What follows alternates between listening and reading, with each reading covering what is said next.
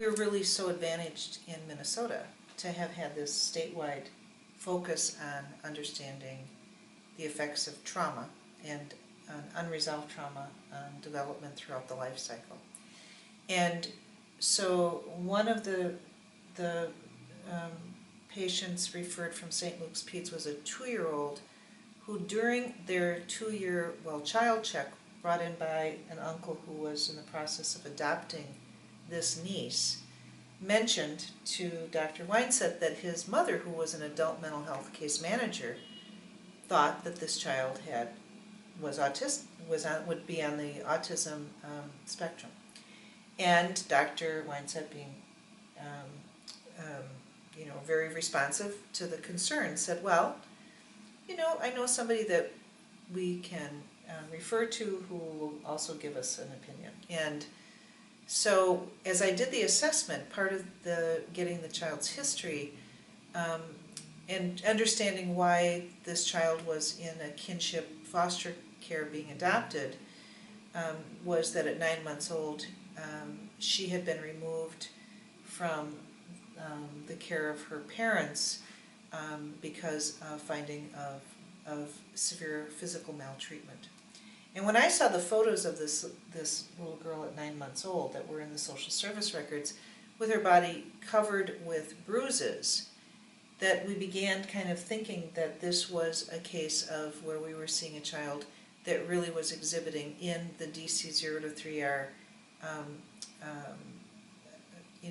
diagnostic manual signs of PTSD.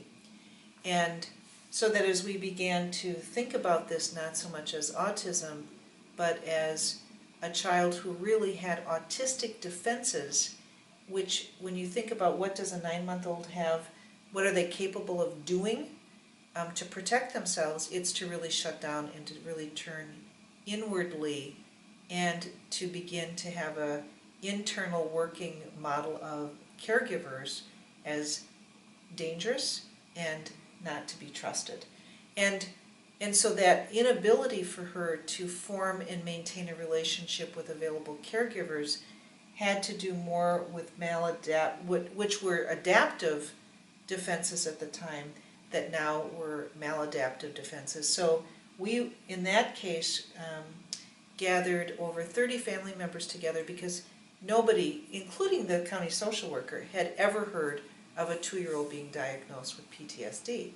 And so there was skepticism, so I said, well, I'll come and talk with the family about this.